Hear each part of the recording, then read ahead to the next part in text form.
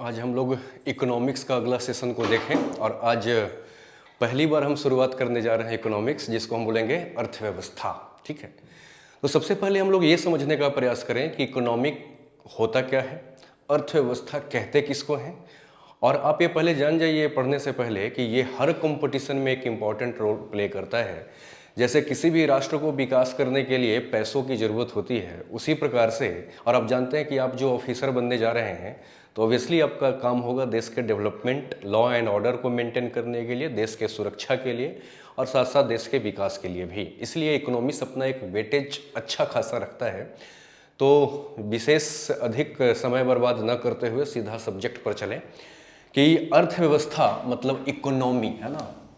सबसे पहले आप ये समझें कि अर्थव्यवस्था है ना, अर्थ क्या, व्यवस्था यानी इकोनॉमी होता क्या है, इसको जरा समझा जाए। ठीक है, तो देखिए सबसे पहली बात तो आप ये समझ के रखिए कि अर्थव्यवस्था जो है वो एक सामाजिक विज्ञान होता है। 2 3 4 5 पॉइंट को धीरे धीरे समझिए, उसके बाद इसको हम जोड़ करके एक डेफिनेशन तैयार कर लेंगे। ये क्या होता है, सामाजिक विज्ञान होता है, यानी सोशल साइंस होता है। ठीक है, दूसरी बात कि ये जो है वो प्रबंध शास्त्र होता है, प्रबंध शास्त्र है ना, प्रबंध शास्त्र होता है। ठीक है, जैसे ऐसा हम ये शब्द का इस्तेमाल क्यों कर रहे हैं, इसको जरा समझने का प्रयास किया जाए। आप जानते हैं कि वह विज्ञान जो समाज का विज्ञान है उसको सामाजिक विज्ञान कहा जाएगा। ठीक है, तो इकोनॉमिक्स एक ऐसा पार्ट है जिसका सीधा सीधा असर जो है वो समाज पे पड़ता है। नहीं, जैसे जैसे इकोनॉमी हमारे देश की बढ़ते जाएगी वैसे वैसे हमारी जो सोसाइटी है वो डेवलप करते चली जाएगी, इसलिए इसको हम लोग सामाजिक विज्ञान भी कहते हैं। इसके माध्यम से चीज़ों की मैनेजमेंट होती है। नहीं, जैसे अगर मान लो कि आज की डेट में आप देख रहे हैं कि पाकिस्तान की आर्थिक स्थिति बहुत खराब है, तो वो अपने चीज़ों को मैनेज करने में कैपेबल नहीं है, और इंडिया की स्थिति धीरे धीरे सुधरती जा रही है, तो इंडिया की जो मैनेजमेंट है वो भी धीरे धीरे स्ट्रांग होता चला जाएगा। इसीलिए मैं कह रहा हूँ कि अर्थव्यवस्था जो है वो सामाजिक विज्ञान है, प्रबंध शास्त्र है। ठीक है, और इसके अंतर्गत जो है वो क्या होता है, जितनी भी उत्पादन इकाइयां हैं, उत्पादन इकाई है ना, उत्पादन इकाई, कहने का भाव ये है कि जितने भी उत्पादन इकाई है, जैसे ऐसा समझिए मोबाइल बनाने वाली कंपनी, ये भी एक उत्पादन इकाई है, मतलब प्रोडक्शन यूनिट। जितने भी प्रोडक्शन यूनिट है उत्पादन इकाई है। जैसे मोबाइल बनाने वाली कंपनी अपना काम कर रही है, नहीं, ठीक उसी तरीके से लैपटॉप बनाने वाली कंपनी अपना काम कर रही है, जूता चप्पल बनाने वाली अपना काम कर रही है, और सब जो है वो चीज़ों का प्रोडक्शन कर करके सभी लोगों की ज़रूरतों को पूरा करते हैं। और इसके साथ साथ जो ये उत्पादन इकाई है अपने लिए क्या करता है, रोजी रोटी का व्यवस्था करता है ना। यानी जो कंपनी जो है वो अपना लाभ कमा करके स्वयं के लिए क्या करती है, रोजी रोटी का व्यवस्था करती है। समझ गए। अब जरा सा देखिएगा कि इसके अंदर में बात होता क्या क्या है। तो सबसे पहली बात होता है निवेश का। ठीक है, निवेश, निवेश हम क्यों करते हैं, ताकि हम उत्पादन कर सकें, नहीं यानी प्रोडक्शन कर सकें। तो इन्वेस्टमेंट करने के बाद प्रोडक्शन करते हैं, और प्रोडक्शन करने के बाद जैसे मान लो हमने बहुत सारी चीजें बना ली और बना करके अपने घर में सिर्फ जमा रखें, तो उससे हमारा विकास नहीं होगा, बल्कि वो जो हमने चीजें बनाई है इसको मार्केट में क्या करना पड़ेगा, डिस्ट्रीब्यूट करना पड़ेगा, यानी वितरण, है ना। और मार्केट में हमने उसको डिस्ट्रीब्यूट कर दिया लेकिन कोई खरीद नहीं रहा है, तो उसको खरीदवाने के लिए, ताकि पब्लिक उसको खरीदे, खरीद करके पब्लिक उसको यूज करे और कंपनी को फायदा हो, यानी पब्लिक अपने यूज के लिए जो करती है उसको हम क्या बोलते हैं, उपभोग, है ना, उपभोग। ठीक है, तो अर्थव्यवस्था एक्चुअली क्या है इसको जरा समझा जाए। तो अर्थव्यवस्था एक सामाजिक विज्ञान या प्रबंध शास्त्र है जिसके अंतर्गत सभी उत्पादन इकाइयों को शामिल किया जाता है, और यह उत्पादन इकाइयां अपने लिए रोजी रोटी का व्यवस्था करता है। अर्थव्यवस्था के अंतर्गत उत्पादन, निवेश, वितरण और उपभोग का समन्वित रूप से अध्ययन किया जाता है। समझ रहे हैं। और हर व्यक्ति का पहला उद्देश्य क्या होता है, पहला उद्देश्य होता है जीविकोपार्जन, है ना, जीविका क्या पार्जन, मतलब कि अपने लिए व्यक्ति क्या करता है कि रोजमर्रा के चीजें, जैसे हमें कोलगेट भी चाहिए, नहीं, ब्रश भी चाहिए, कपड़ा भी चाहिए, जूता भी चाहिए, खाने के लिए राशन भी चाहिए, नहीं, मोबाइल का रिचार्ज भी चाहिए। तो अपने जीवन को चलाने के लिए व्यक्ति हमेशा कोई ना कोई कार्य में लगा हुआ रहता है, उससे वो कमा करके अपने जीवन को चलाता है, उसको हम जीविकोपार्जन कहेंगे। यानी अपने जीवन को चलाने के लिए उपार्जन करना, है ना, जीविकोपार्जन में लोग लगे रहते हैं। ठीक है, अब जरा सा एक चीज और समझिएगा कि ये जो जीविकोपार्जन जो होता है, यानी अपने जीवन को चलाने के लिए व्यक्ति दो तरह के चीज चीजें में अपना मस्तिष्क को लगाता है। सबसे पहला सीमित, सीमित का मतलब क्या हो गया, लिमिटेड चीजें, और दूसरा क्या है, असीमित। असीमित कहने का मतलब क्या, अनलिमिटेड ख्वाहिशें। असीमित कहने का मतलब इच्छा, जैसे इच्छा का कोई लिमिट नहीं है। उदाहरण स्वरूप आप ले लीजिए तो जीविकोपार्जन का जो सीमित चीजें हैं, जिसको आप बुनियादी चीजें बोलते हो, बुनियादी चीज कहने का मतलब क्या, जिसके बिना जीवन चल ही नहीं सकता, यानी बेसिक नीड्स, वो क्या क्या है, वो है रोटी नहीं, कपड़ा, ठीक, मकान नहीं, और क्या, स्वास्थ्य, स्वास्थ्य और शिक्षा नहीं। ये 5 चीजें ऐसा है जो व्यक्ति का बुनियादी चीज है, समझ रहे हैं। तो सबसे पहले व्यक्ति, अगर मान लो कोई व्यक्ति बहुत ज्यादा गरीब हो, तो जब बहुत ज्यादा व्यक्ति गरीब होता है तो वो ऑडी का ख्वाहिश पहले नहीं करता, उसकी पहली टारगेट क्या होती है, रोटी, कपड़ा। जब व्यक्ति ये 5 चीजों का अपना पूरा कर लेता है तब वो व्यक्ति फिर आगे का सपना देखता है। तो व्यक्ति सबसे पहले अपने सीमित जरूरतों को पूरा करता है, सीमित मतलब बुनियादी जरूरतों को पूरा करता है, और बुनियादी जरूरत में ये 5 चीजों को रखा गया है। जब व्यक्ति इन चीजों से ऊपर उठ जाता है तो व्यक्ति फिर इच्छा में जिंदगी जीने लगता है, जिसका कोई लिमिट ही नहीं है। जैसे हमारे पास ऑडी भी होना चाहिए, फ्लैट नहीं, अपार्टमेंट चाहिए पूरी की पूरी, नहीं सोना एक कमरे में है फिर भी अगर 100 कमरे का हमारा बिल्डिंग हो तो क्या बात हो, नहीं। तो व्यक्ति फिर कहां चले जाते हैं, असीमित इच्छाओं में चले जाते हैं, नहीं, जो अनलिमिटेड है, नहीं। और व्यक्ति जो है फिर अपना सोशल स्टेटस के चक्कर में दिन भर लगा रहता है और व्यक्ति दिन भर काम करते रहता है, समझ रहे हैं। यही है जीविकोपार्जन, समझ गए।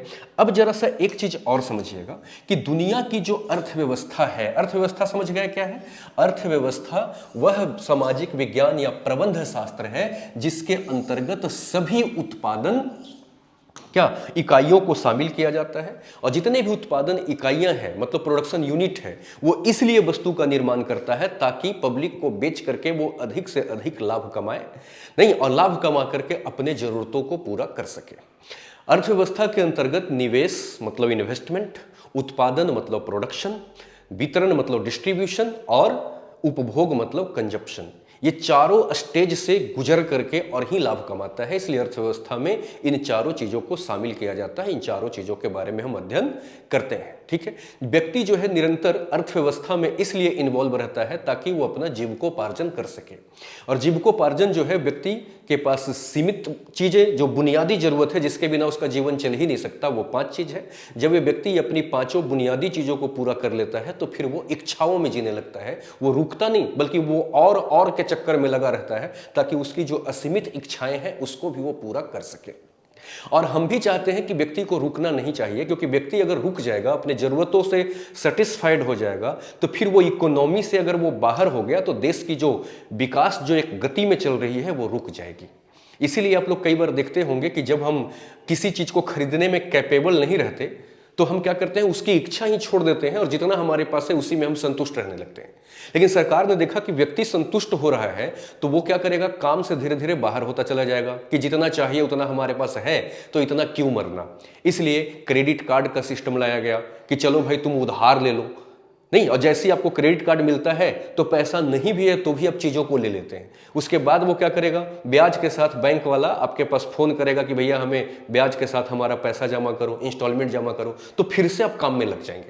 तो निरंतर आपको काम में लगाए रखने का प्रयास किया जाता है ताकि देश का विकास न रुके, समझ रहे हैं। अब जरा सा एक चीज और देखिएगा, अर्थव्यवस्था जो है यानी इकोनॉमी जो है, अर्थव्यवस्था जो है, ठीक, इसको 3 भागों में बांटा गया, ठीक है। एक है अविकसित अर्थव्यवस्था, अविकसित अर्थव्यवस्था जिसको आप बोलते हैं अनडेवलप्ड इकोनॉमी।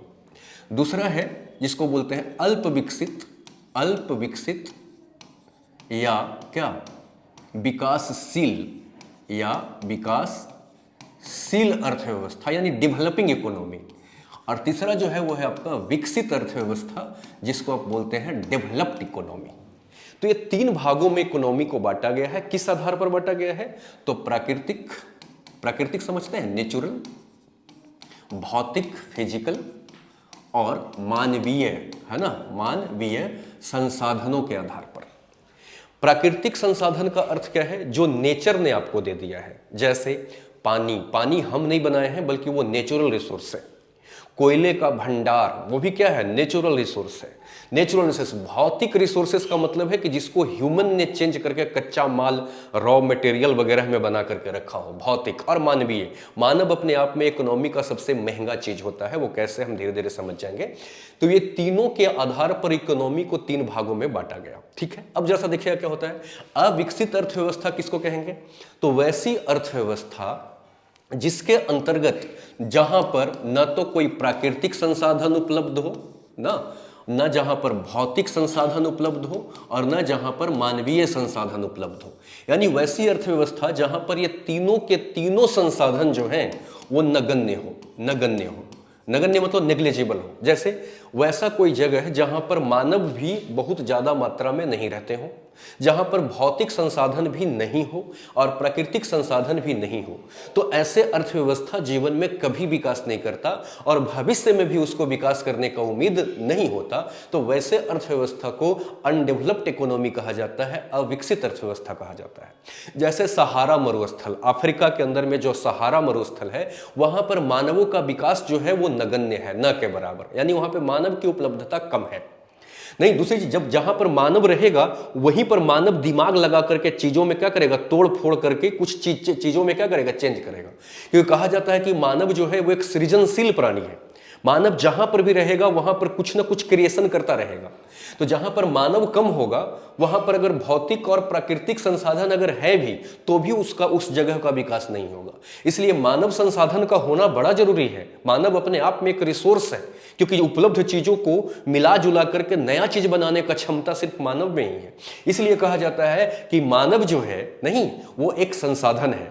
लेकिन अविकसित अर्थव्यवस्था किसको कहते हैं, जहां पे मानव भी नगण्य हो, जहां पर भौतिक संसाधन भी ना हो, प्राकृतिक संसाधन भी ना हो, वो जीवन में कभी विकास करने के मतलब होड़ में भी ना हो, वैसी अर्थव्यवस्था को हम अविकसित अर्थव्यवस्था कहेंगे। जैसे खास करके मरुस्थलीय प्रदेश जितने भी विश्व के हैं उनको अविकसित अर्थव्यवस्था में रखा जाता है, ठीक है। अल्प विकसित अर्थव्यवस्था किसको कहते हैं या विकासशील अर्थव्यवस्था किसको कहते हैं, इसको भी समझा जाए। जहां पर प्राकृतिक, समझ गए, भौतिक और क्या, मानवीय, तीनों संसाधन की उपलब्धता पर्याप्त मात्रा में हो। यानी जहां पर जितनी जरूरत है उतनी तीनों चीजें हो, मानव भी, भौतिक संसाधन भी और प्राकृतिक संसाधन भी, तीनों के तीनों रिसोर्सेस जो हैं वो सफिशिएंट अमाउंट में हो, मतलब जितना चाहिए उतना है। फिर भी उसकी उत्पादकता कम है। उत्पादकता मतलब प्रोडक्टिविटी, जिसकी प्रोडक्टिविटी, तीनों चीज होने के बाद भी प्रोडक्टिविटी कम हो तो उसको हम अल्प विकसित अर्थव्यवस्था में रखेंगे। लेकिन प्रोडक्टिविटी की मात्रा धीरे धीरे अगर बढ़ रही हो नहीं तो उसको हम विकासशील में रखेंगे। ऐसा क्यों होता है इसको भी थोड़ा सा समझ लिया जाए। देखिए, जैसे मान लिया जाए कि आपके पास में लैपटॉप हो, मोबाइल फोन भी हो, कैमरा भी हो, डिजिटल बोर्ड भी हो, आपके पास सब कुछ हो, लेकिन और आप भी हो, मतलब कि सब कुछ है आपके पास, लेकिन आपको सिस्टम को यूज करना ही नहीं आता, यानी आप स्किल्ड नहीं हैं, आप कुशल नहीं हैं, तो आपका जो काम में जो बढ़ोतरी होना चाहिए वो धीरे धीरे यानी कम होगा। क्यों? क्योंकि आपको यूज ही करना नहीं आता।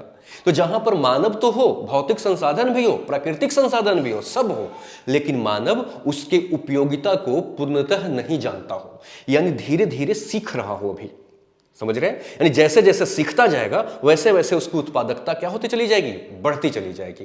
तो जब सीखते चला जाएगा तो वो विकासशील में आ जाएगा, और अगर वो सीखता नहीं चल रहा है बल्कि जैसे चल रहा है वैसे ही वो अपने काम को चला रहा है तो उसको अल्प विकसित अर्थव्यवस्था में रखेंगे, समझ गए। अगला क्या है, विकसित अर्थव्यवस्था यानी डेवलप्ड इकोनॉमी किसको कहते हैं, जहां पर प्राकृतिक, भौतिक और क्या, मानवीय, तीनों संसाधन उपलब्ध हों और साथ साथ में इसकी उत्पादकता भी क्या, इसकी उत्पादकता भी काफी हो, समझ रहे हैं। काफी होने का मतलब क्या है कि यहां पर जो प्राकृतिक और भौतिक संसाधन उपलब्ध हैं उन सभी संसाधनों को यहां का जो मानव है वो यूज करना भी अच्छे से जानता है, उसके तरीकों को अच्छे से जानता है। मतलब मानव जो यहां पर है वो स्किल्ड है, मानव जो यहां पर है वो क्या है, कुशल है, वो उपयोग करना जानता है, इसलिए इसकी उत्पादकता बढ़ते रहती है और वो इकोनॉमी किस में चला जाता है, विकसित अर्थव्यवस्था में चला जाता है, समझ रहे हैं। यानी कि हर देश जो है वो निरंतर चाहती है कि विकास करे, और विकास करने का मतलब सिर्फ रिसोर्स से नहीं होगा, बल्कि मानव को भी कुशल बनाना पड़ेगा, ताकि मानव उसकी उपयोगिता को समझे, सीखे, और उसके उपयोगिता का जो यानी उसकी जो प्रोडक्टिविटी है, उसकी जो उत्पादन करने की जो मात्रा है, उसकी मात्रा बढ़ते चला जाए नहीं, और वो अल्प विकसित से विकासशील की ओर और विकासशील से विकसित की ओर चला जाए। समझ गए? ठीक है, जितने भी मरुस्थल हैं वो कहाँ आ जाएंगे? अविकसित में। भारत पाकिस्तान जैसे देशों को कहाँ रखेंगे? विकासशील देशों में। और विकसित में अमेरिका जैसे देशों को रखा जाएगा, क्योंकि उसकी प्रोडक्टिविटी जो है वो हम लोगों से काफ़ी हाई है। ठीक है, अब थोड़ा सा हम लोग आगे आते हैं। ठीक, बात करते हैं हम आर्थिक विकास का। ठीक है, आर्थिक क्या विकास, इकोनॉमिकल डेवलपमेंट। आर्थिक विकास क्या है, इसको जरा समझा जाए। देखिए, विकास और समृद्धि में अंतर होता है। विकास का क्या होता है? एक दीर्घकालीन चलने वाली प्रक्रिया है। जैसे अगर हमने आज से शुरू किया तो आज दिन भर काम किया और कल बिल्कुल रुक गए।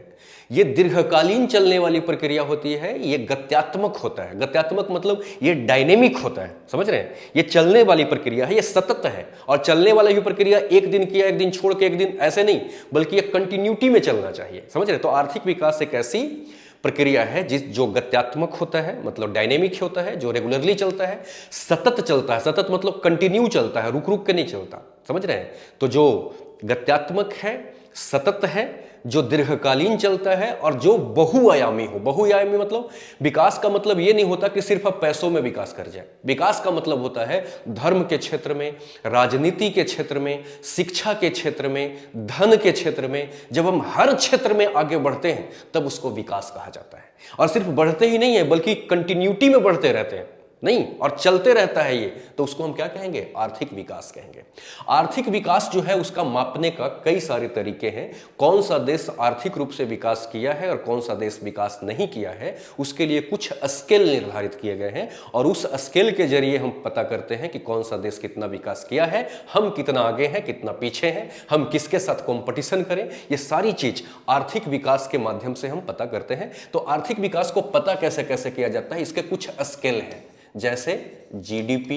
जीडीपी क्या है? तो जीडीपी एक ऐसी अवधारणा है जो देश के विकास के बारे में बताता है नहीं। तो ये सब स्किल हैं जो आर्थिक विकास को बताता है। जैसे GDP, NDP, GNP, NNP, triple P मतलब परचेजिंग पावर पैरिटी। एक एक करके सभी को हम डिटेल्स में डिस्कशन करेंगे। Triple P, एचपीआई human poverty index, एचपीआई human prosperity index नहीं, जीएचआई ग्लोबल हंगर इंडेक्स नहीं, HDI human development index, TPI technical progress index नहीं, पीक्यूएलआई मतलब फिजिकल क्वालिटी लाइफ इंडेक्स नहीं। बहुत सारे ऐसे डायमेंशंस हैं जिस डायमेंशन के आधार पर हम ये अंदाजा लगाते हैं कि कौन सा देश कितना विकास किया है और उसको भी कितना और करना है।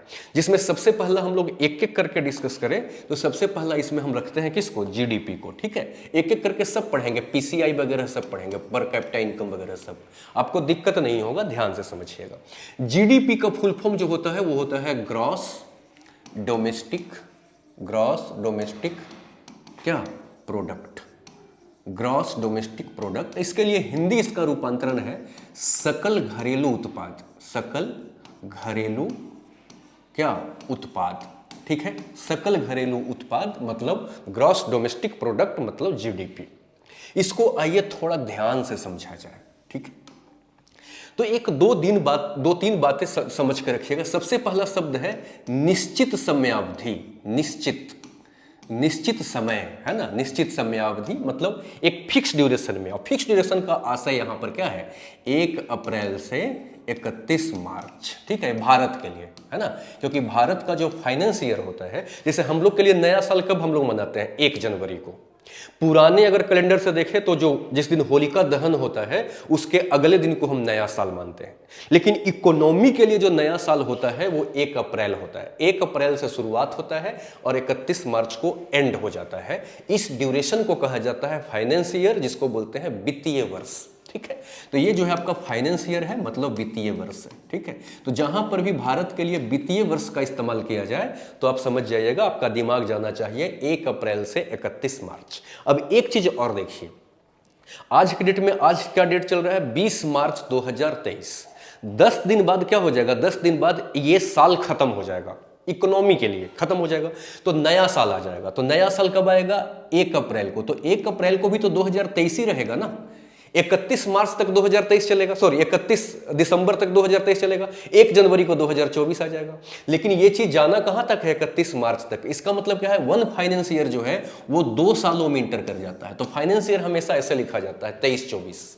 लेकिन फिलहाल अभी क्या चल रहा है, 22-23। अभी जो अपनी वित्तीय वर्ष है वो 22-23 है, क्योंकि 23-24 शुरू होगा 1 अप्रैल से और खत्म होगा 31 मार्च को। तो सबसे पहला चीज आप ये समझिएगा कि निश्चित समय का मतलब एक वित्तीय वर्ष में। अगर मान लो कि दूसरा साल आ गया तो फिर इस साल की डायरी बंद, वो अगले साल कैलकुलेशन होगा। यानी हर एक साल अलग अलग इसका कैलकुलेशन होता है। तो 1 फाइनेंस ईयर, निश्चित समय। दूसरा याद रखिएगा, भौगोलिक सीमा के अंदर, भौगोलिक क्या सीमा के अंदर। इसका मतलब क्या है कि आपका जो भारत की जो बाउंड्री है, अगर इंडिया के बारे में बात की जाए तो मान लो कि ये इंडिया है, तो इंडिया के बाउंड्री के बाहर अगर कोई प्रोडक्शन हो रहा है तो वो हमारे जीडीपी में नहीं है। यानी सीधी सी मतलब है कि अपने सीमा के अंदर में आपको ध्यान रखना है। दूसरी बात, यानी हमारे देश के बाउंड्री के अंदर जितने भी गुड्स और सर्विस मतलब वस्तु और सेवा, है ना, वस्तु और क्या, सेवा। जितने भी हमारे देश वस्तु और क्या, सेवा का अंतिम रूप से, अंतिम रूप कहने का मतलब क्या हुआ कि अभी ये जो है वो बिल्कुल तैयार हो गया, क्या करने के लिए, बिकने के लिए मार्केट में।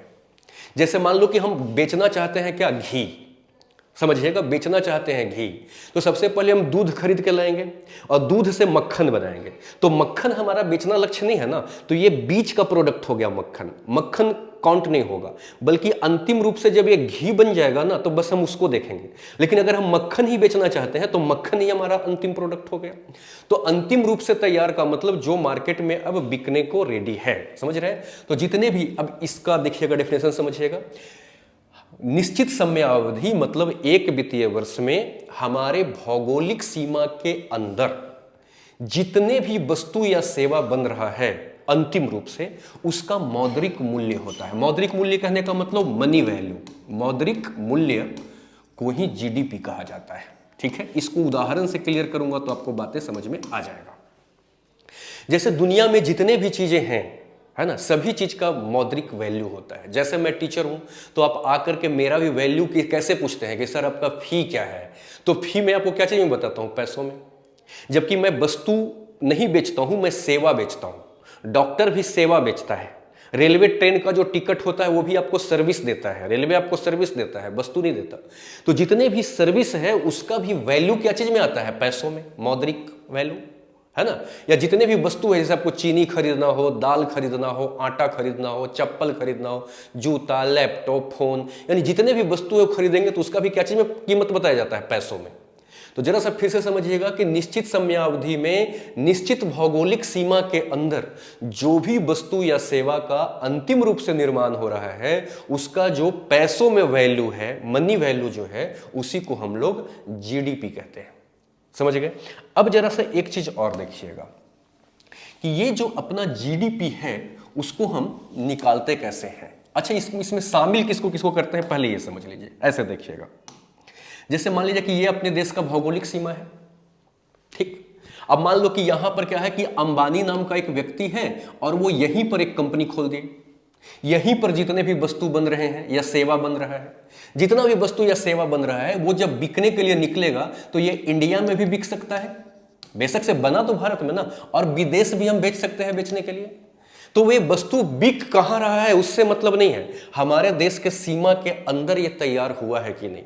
तो हमारे देश के सीमा के अंदर जो भी वस्तु बन रहा है, चाहे वो बिक रहा हो देश के अंदर या बाहर, ये सब भारत के जीडीपी में शामिल होगा। लेकिन अगर मान लो कि यही अंबानी अगर कंपनी को खोल दे अमेरिका में, है ना, तो प्रोडक्शन कहां हो रहा है, अमेरिका में, तो अंबानी के द्वारा बनाए गए वस्तु जो अमेरिका में बनेगा वो भारत के जीडीपी में काउंट नहीं होगा। क्यों? क्योंकि ये भौगोलिक सीमा के अंदर में ये गतिविधि नहीं हो रहा है।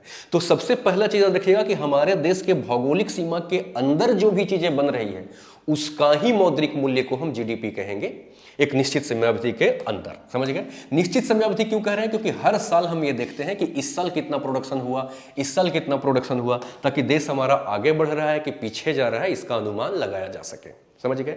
अब देखिएगा, जीडीपी जो है वो कैलकुलेट कैसे होता है, सो देखा जाए तो जरा सा देखिएगा कि हम जो सामान खरीदते हैं, यानी हमारे पास जो पैसा है टोटल, वो हम कहां कहां खर्च कर सकते हैं। तो कुछ पैसा अपने यूज पर खर्च कर लेते हैं, जैसे कपड़ा खरीद लिया पहनने के लिए। तो कपड़ा जो आप पहनने के लिए खरीदे हैं, तो ये कपड़ा कोई नया पैसा आपको कमा के देगा क्या? या जूता आपने जो पहनने के लिए खरीदी है, ये कोई नया पैसा कमा के देगा क्या? आईफोन अगर आपने चलाने के लिए खरीदी है, तो वो नया पैसा कमा के देगा क्या? मतलब कि जो आप अपने यूज पर जो पैसा खर्च कर लेते हैं वो कहलाता है कंजप्शन। ठीक है? उसके बाद जब हमारे पास पैसा बचता है, माने जो भी पैसा का आपने यूज कर लिया, यानी कि वो चीजें आप अपने यूज के लिए ऊपर खर्च कर दिए, तो वो कंजप्शन हो गया। फिर जब पैसा बचता है तो हम क्या करते हैं? इन्वेस्टमेंट भी कहीं कर देते हैं। तो इन्वेस्टमेंट भी करोगे तो कहीं ना कहीं पैसा तो आप लगाओगे ही ना, कच्चा माल खरीदोगे, कंपनी बनाओगे, तो वहां पर भी चीजें आप क्या करोगे? मार्केट से परचेज करोगे। तो जितने भी कंजप्शन हो रहा है भारत में, या जितने भी इन्वेस्टमेंट हो रहा है अपने सीमा के अंदर, या जितने भी सरकारी खर्चे हो रहे हैं, गवर्नमेंटल एक्सपेंडिचर, जितने भी सरकारी व्यय हो रहे हैं, उसको सबको जोड़ दीजिए। प्लस अगर अपने देश में जो वस्तु बन रहा है तो उसको हम बाहर भी तो बेचते हैं, विदेशों में भी तो बेचते हैं, वो भी तो जीडीपी में काउंट होता है। तो एक्स का मतलब यहां पर क्या है? विदेश में किए गए क्या? निर्यात, एक्सपोर्ट। इसको हम ऐड क्यों कर रहे हैं ये भी समझिए, क्योंकि हम जब ऑब्जेक्ट को भेजते हैं तो वहां वाले लोग हमारे ऑब्जेक्ट को खरीदता है और बदले में क्या करता है? पैसा देता है। तो पैसा आता है अपने देश में तो वो जुड़ जाएगा। और अगर हम इंपोर्ट करेंगे, इंपोर्ट मतलब क्या होगा? दूसरे देश में बने हुए वस्तु को अपने देश में लाएं, तो जब उसका सामान को खरीदेंगे तो अपने देश से पैसा क्या होगा? जाएगा। तो जब अपने पैसे से जाएगा तो इसको क्या कहेंगे? माइनस करेंगे, एम। ये टोटल जीडीपी का फॉर्मूला होता है। तो जीडीपी इक्वल टू क्या हो गया? सी प्लस आई प्लस जी, मतलब उपभोग प्लस निवेश प्लस सरकारी व्यय प्लस निर्यात से आए हुए पैसे माइनस आयात से गए हुए पैसे। इन सभी को अगर आप जोड़ दो तो ये क्या हो जाएगा? ये हो जाएगा जीडीपी। समझ गए? अगर जैसा देखो, आयात और निर्यात अगर बैलेंस है, बैलेंस मतलब समझ रहे हैं? बैलेंस कहने का मतलब जितना आयात हुआ उतना ही निर्यात हुआ। इसका मतलब ये दोनों आपस में बराबर है। तो बराबर प्लस बराबर माइनस ये क्या हो जाएगा? कट जाएगा। अगर बैलेंस निर्यात हुआ और आयात हुआ तो अगर बैलेंस्ड है तब क्या हो जाएगा? जीडीपी इक्वल टू, ये भी देखा जाए तो ये क्या हो जाएगा? कट करके जीरो हो जाएगा। अगर दोनों बराबर है तो इसका फॉर्मूला क्या हो जाएगा? सी प्लस आई प्लस जी। तो ऐसा भी आपको कहीं कहीं देखने को मिल सकता है, लेकिन ऐसा जीडीपी की फॉर्मूला तब होती है जब ये दोनों बैलेंस्ड होता है। समझ रहे हैं? अब थोड़ा सा एक चीज और देखा जाए जीडीपी के अंदर में। जीडीपी जो होता है, आज एक चीज और समझिएगा, जैसे क्या होता है? फैक्टर कॉस्ट और मार्केट प्राइस, इसको भी ध्यान से देखिएगा। जैसे मान लिया जाए कि हम कोई आईफोन बना रहे हैं, तो आईफोन बना रहे हैं तो क्या हो रहा है कि उसका हम कवर भी कहीं से खरीद रहे हैं, उसके अंदर के जितने भी ऑब्जेक्ट हैं वो भी कहीं से खरीद करके ला रहे हैं, नहीं, उसके बाद लेबर पर खर्चे हो रही हैं, माने लेबर जो काम कर रहा है वो मजदूरी ले रहा है। अगर हमने रेंट पर कोई फैक्ट्री खोल रखी है या रेंट पे ले रखी है कोई जगह, तो किराया भी देना पड़ रहा है। तो किसी भी वस्तु को बनाने में जो टोटल लागत आता है, जो टोटल खर्चा आता है, उसी को हम क्या कहते हैं? फैक्टर कॉस्ट बोलते हैं। फैक्टर कॉस्ट का मतलब है लागत मूल्य, है ना? यानी एक वस्तु को बनाने में कितना रुपया क्या किया जा रहा है? खर्च किया जा रहा है। समझ रहे हैं? वो लागत मूल्य है। तो ये अगर लागत मूल्य, जैसे मान लो कि हमने ये मार्कर बनाना शुरू किया और मार्कर को पूरे तैयार करने में, एक मार्कर को तैयार करने में 20 रुपया लग गया, तो 20 रुपया हमारा क्या है? लागत मूल्य है। अब इसको हम 20 रुपया में ही अगर मार्केट में बेच दे तो हमें फायदा क्या होगा? समझ रहे हैं? तो एक्चुअली क्या होता है कि लागत मूल्य में फिर हम अपना फायदा भी जोड़ लेते हैं। समझ रहे हैं? और इसके बाद सरकार अलग से ऊपर से चढ़ के आती है, वो कहती है हमें टैक्स भी चाहिए।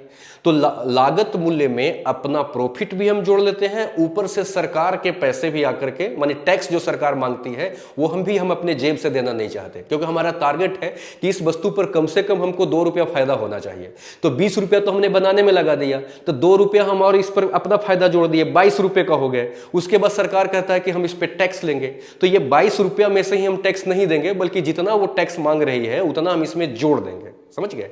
और जोड़ देंगे तो इससे क्या होगा, पब्लिक को हम थोड़ा महंगा में बेचेंगे और उसमें से सरकार का जो हिस्सा है वो दे देंगे और 2 रुपये अपना फायदा भी रख लेंगे, समझ रहे हैं।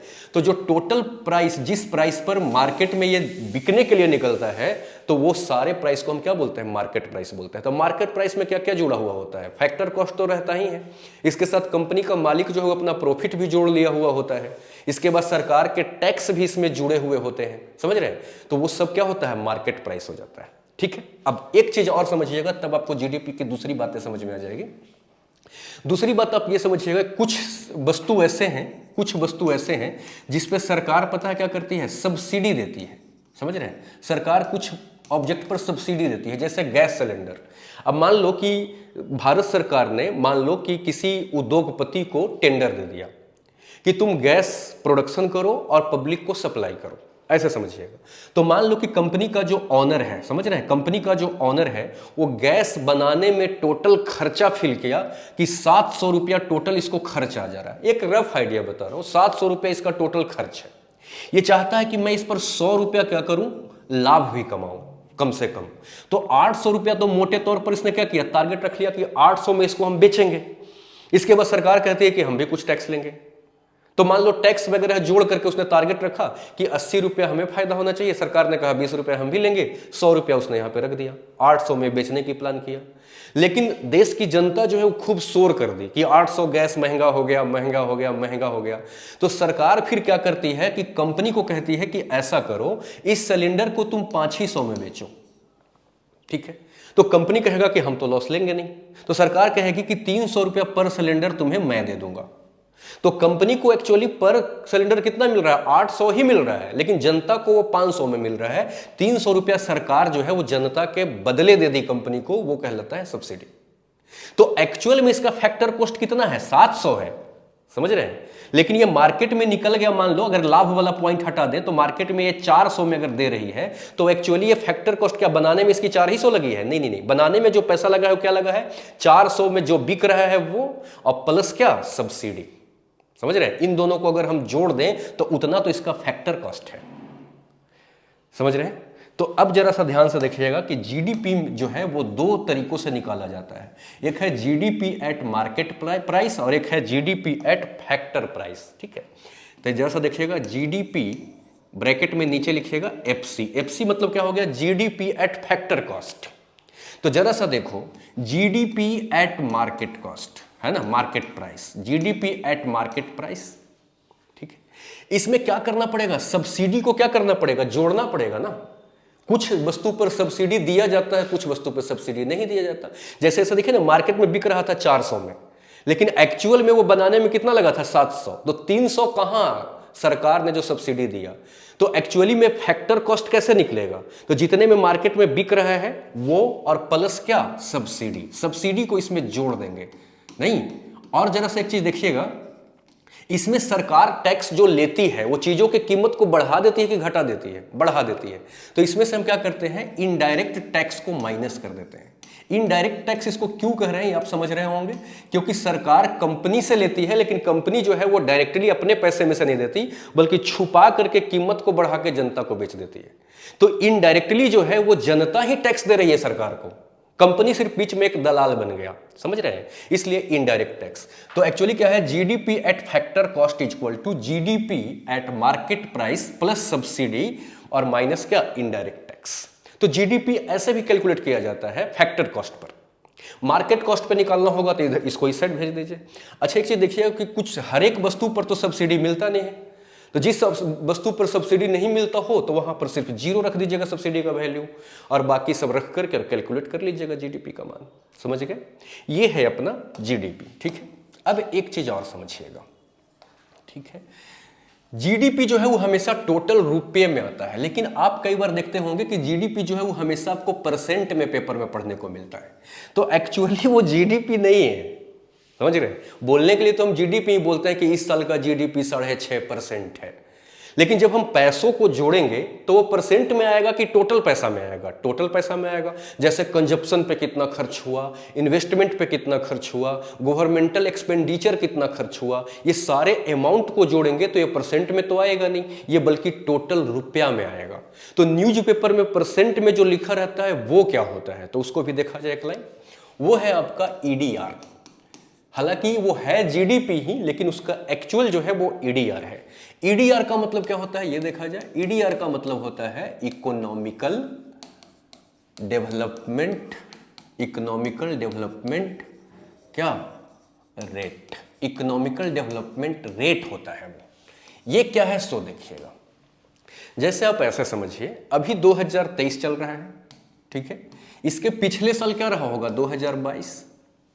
तो सरकार नहीं बल्कि जनता ये चाहती है कि अगर हमने आपको शासन करने का मौका दिया तो देश को आप आगे बढ़ाइए, पीछे मत ले जाइए। तो हम ये देखना चाहते हैं कि अगर पिछले साल मान लो कि 100 रुपया जीडीपी से आया, मान लो इस साल अगर 90 रुपया जीडीपी से आ गया तो हम क्या मान करके चलेंगे? हम मान करके ये चलेंगे कि 10 रुपया पिछले साल से कम आया, मतलब देश पीछे चला गया। अगर 110 रुपया लेकर के आ जाए तो हम कहेंगे कि इस साल 10 रुपया ज्यादा। लेकिन अगर जैसा हम सोच के देखो, सिर्फ लिखते 110 रुपया, तो 110 रुपया लिखते तो इससे अंदाजा क्या लगता कि सरकार 110 रुपया इस साल कलेक्ट की है, यानी हमारे देश का टोटल पैसा कितना इस साल का इनकम हुआ है 110 रुपया, अपने बाउंड्री सीमा के अंदर वाला ऑब्जेक्ट से। लेकिन जब हम परसेंट में लिखते हैं तो यह पता चल जाता है कि हमारा देश जो है पिछले साल के तुलना में इस साल कितना आगे बढ़ा है, इसलिए परसेंट में निकाला जाता है। और यही है आपका ईडीआर, समझ रहे हैं? तो ईडीआर निकालने का तरीका क्या है सो देखिएगा, और एक एग्जांपल से भी समझा देंगे। ईडीआर इक्वल टू होता है गत वर्ष के तुलना में, गत वर्ष मतलब पिछले साल, गत वर्ष के तुलना में, गत वर्ष के तुलना में नहीं, वर्तमान वर्ष, वर्तमान वर्ष में क्या जीडीपी में वृद्धि या कमी, ठीक है। माने पिछले साल के तुलना में इस साल कितना ज्यादा आया या कितना कम आया, बटे गत वर्ष का जीडीपी, गत वर्ष मतलब पिछले साल का क्या जीडीपी इंटू 100, ऐसे निकलता है। इसी को हम लोग बोलते हैं ईडीआर, जिसको आम तौर पर हम लोग कह देते हैं जीडीपी ही। समझ रहे हैं? तो देखिए कैसे एक एग्जाम्पल से लेकर चले तो आपको ज्यादा क्लियर हो जाएगा बात। जैसे मान लीजिए कि पिछले साल जो है वो सरकार, ऐसे समझिए कि पिछले साल जो है वो सरकार क्या की थी, 3/2x रुपया जीडीपी से हिसाब निकाल के लाई थी। मान लो पिछले साल हमारे देश की जो जीडीपी थी वो 3/2x था, मान लीजिए। और इस साल का जो जीडीपी है वो हम मान लेते हैं कितना, इस साल का जीडीपी 2x है। तो हम ये देखना चाहेंगे कि इस साल से इस साल, और आसान कर दूं इसको, एक सूक्ष्म में शायद अगर आपका मैथ्स बैकग्राउंड न है तो आपको लगेगा क्या कह रहे हैं, तो हम ऐसा कर लेते हैं। जैसे मान लो कि इस पिछले साल 2022 की जो जीडीपी थी वो मान लो 500 था, इस साल का जो जीडीपी है वो मान लो 550 रुपए हो गए, ठीक। तो जीडीपी निकालने का तरीका क्या है, गत वर्ष के तुलना में वर्तमान वर्ष में कितना ज्यादा या कितना कम।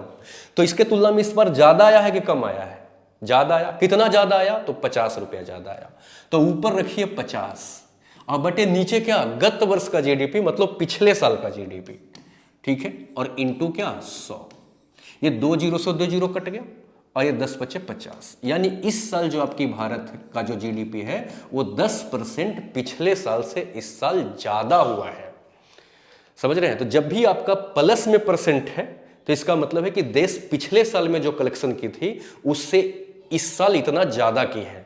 और जब माइनस में चीजें आ जाए तो इसका मतलब है कि देश अगर पीछे इतना की थी तो इस साल उससे कम की है। यही है आपका ईडीआर, समझ रहे हैं? तो जीडीपी जो होता है वो टोटल अमाउंट में होता है और ईडीआर जो होता है वो आपका परसेंट में होता है। समझ रहे हैं? यही दोनों में खास अंतर है, ठीक। जीडीपी समझ गए। अब थोड़ा सा एक चीज और समझ लीजिएगा, वो समझिएगा एनडीपी, ठीक है, एनडीपी। इसको भी जरा सा ध्यान से समझा जाए, ठीक है। आप हमेशा याद रखिएगा कि जो अपना जीडीपी है ना, जीडीपी, यहां पे जी का मतलब होता है ग्रॉस, ठीक है। ग्रॉस में से जब भी आप क्या करेंगे, डिप्रिसिएशन को माइनस कर देंगे, है ना, डिप्रिसिएशन को क्या कर देंगे, माइनस कर देंगे डिप्रिसिएशन को, तो ये हमेशा नेट आता है। समझ रहे हैं कि gross minus depreciation equal to net, यानी कि यहाँ पे जो ग्रॉस है इसमें से अगर डिप्रेशिएशन माइनस कर दिए तो यहाँ पर ये नेट बन गया, मतलब एनडीपी बन गया। समझ रहे हैं? इसीलिए जीडीपी का जो फॉर्मूला होता है, एनडीपी का जो फॉर्मूला होता है वो होता है जीडीपी माइनस डी। तो जीडीपी कैसे निकालते हैं ये आपको पता है, जीडीपी जैसे निकालते हैं वैसे कैलकुलेट कर लेंगे, उसमें से डिप्रेशिएशन को माइनस कर देंगे तो वो निकल जाएगा एनडीपी। अब डिप्रेशिएशन का अर्थ क्या है ये भी समझा जाए। तो डिप्रेशिएशन का अर्थ है किसी भी चीज को जब हम यूज करते हैं तो उसकी कीमत में क्या हो जाना, कमी आ जाना। जैसे ऐसे समझिए कि मान लिया जाए कि हमने एक मोबाइल खरीदी, 10 दिन हमने यूज किया, उसके बाद उस मोबाइल को हम बेचना चाहते हैं तो उसकी कीमत कम हो जाएगी कि बढ़ जाएगी। जैसे मान लो कि हमने 10 रुपया में कोई मोबाइल खरीदी और उसको हमने 5 दिन यूज किया, और जब हम बेचना चाहते हैं तो ये 11 रुपया में नहीं बिकेगा, ये 10 में भी नहीं बिकेगा, बल्कि इसकी कीमत में कुछ कमी आ जाएगी। मान लो कि ये 9 रुपया में बिक गया, तो 1 रुपया जो कमी आ गई उसी को डिप्रेशिएशन कहा जाता है। ठीक है, अब इसको मैं क्या करता हूं ना कि एक एग्जाम्पल के साथ अच्छे से समझाता हूं तो चीजें आपकी क्लियर हो जाएगी कि डिप्रेशिएशन का यहां पर सेंस क्या है। ठीक है, जैसे ऐसा एग्जाम्पल ले लीजिए कि मान लीजिए कि 2021-22 का जो फाइनेंस ईयर था, मतलब 1 अप्रैल से 31 मार्च, ठीक है, और फिर अभी कौन सा चल रहा है, 2022-23 चल रहा है ना। तो ऐसे समझिएगा क्योंकि 1 अप्रैल से क्या शुरू हो जाएगा, 23-24, समझे।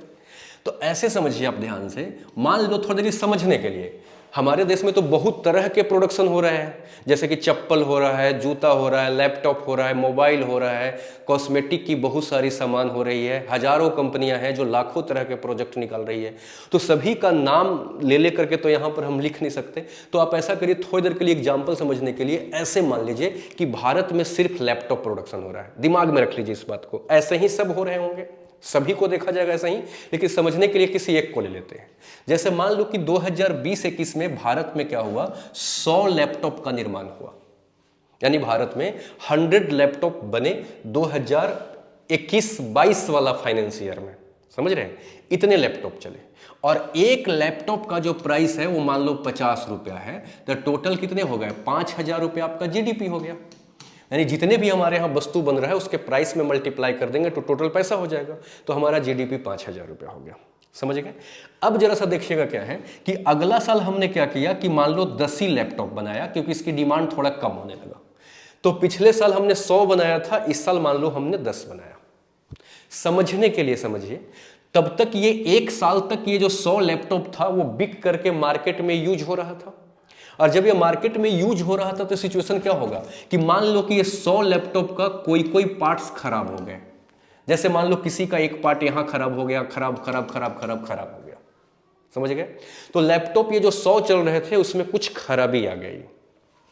अब हमने 23 में क्या किया, 10 लैपटॉप नई बना ली, लेकिन पीछे साल जो लैपटॉप बना था उसमें कुछ खराबी आ गई है, तो 10 में से 2 लैपटॉप को अगर हम अच्छे से खोल दें और उसके सारे पार्ट्स को निकाल लें और निकाल के इसमें लगा दें तो ये 100 लैपटॉप ठीक हो जाएगा। तो ये जो 2 लैपटॉप आपका था वो पिछले साल वाले में ठीक करने में खर्च हो गया, तो बचा आपका कितना, 8 लैपटॉप। नहीं, ये जो आपके 8 लैपटॉप बचे हैं, नहीं ऐसे होना कितना चाहिए था जरा देखो तो, 10 लैपटॉप, एक का कीमत 50, तो कितना हो जाना चाहिए था, 500। लेकिन 2 लैपटॉप आपका क्या कहां चला गया, पिछले वाले को ठीक करने में। तो अब तो बचे कितने, 8 ही लैपटॉप बचे ना, तो 8 लैपटॉप का कितने हो गए, 400। तो आना चाहिए था 500 लेकिन आया 400, वो 100 कहां चला गया, यही 100 जो है वो डिप्रेशिएशन में चला गया। अब समझिए कैसे, जैसे कि ये जो यूज हुआ, यूज होते होते जिसके पार्ट्स खराब हुए उसके पार्ट्स को ठीक करने में 2 लैपटॉप आपका वहां चला गया। तो ये जो 10 हमने बनाया था उसमें से 2 कहां चला गया, डिप्रेशिएशन में चला गया। तो 8 जो आपका शुद्ध बचा वही कहलाएगा एनडीपी।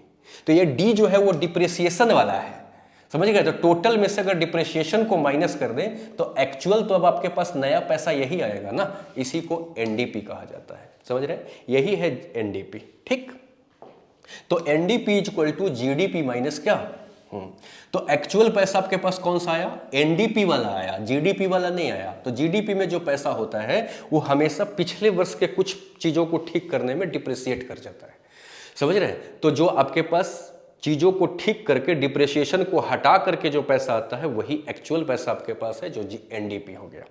समझ गए? अगला जरा सा समझिएगा जीएनपी। जीएनपी का मतलब होता है ग्रॉस नेशनल प्रोडक्ट। ग्रॉस क्या? National product. इसके लिए हिंदी शब्द क्या है? इसके लिए हिंदी शब्द है सकल राष्ट्रीय उत्पाद। इसके लिए हिंदी शब्द है सकल क्या? राष्ट्रीय उत्पाद। सकल राष्ट्रीय उत्पाद। ठीक, ये जरा सा समझिएगा क्या होता है।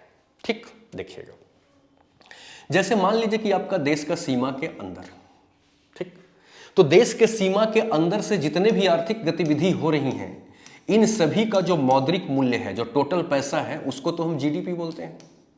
तो क्या हमारे देश में पैसा सिर्फ अंदर से ही आ रहा है या बाहर से भी आ रहा है? बाहर से एक पैसा आ रहा था एक्सपोर्ट करके, वो जीडीपी में ऐड है, क्योंकि यहां जो सामान बन रहा है उसी को तो हम बाहर भेज रहे हैं। तो जो पैसा आया है वो यहीं के सामान के बदले आया है, इसलिए वो वाला पैसा जीडीपी में इंक्लूड है। समझ रहे हैं? तो एक्सपोर्ट के अतिरिक्त और भी तो पैसे हमारे देश में विदेश से आ रहे हैं। जैसे हमारे देश में आईआईटी लोग करके अमेरिका जॉब करने चले जा रहे हैं, तो वहां से वो सैलरी कमा के इंडिया भेज रहे हैं। नहीं, कुछ बिजनेसमैन वहां चले गए और वहां से इनकम लेकर के आ रहे हैं। समझ रहे हैं? तो यानी जिस भी तरीके से अलग अलग तरीके से जो बाकी पैसा आ रहा है ओवरऑल, तो अंदर प्लस बाहर जब सबको जोड़ दिया जाए तो वो बन जाता है जीएनपी। समझ रहे हैं? तो जीएनपी इक्वल टू क्या हो जाएगा? जीएनपी का मतलब होता है टोटल राष्ट्र की आय। समझ रहे हैं? तो जो टोटल राष्ट्र की आय हो जाएगा वो कैसे हो जाएगा? तो अंदर वाला पैसा प्लस बाहर वाला पैसा।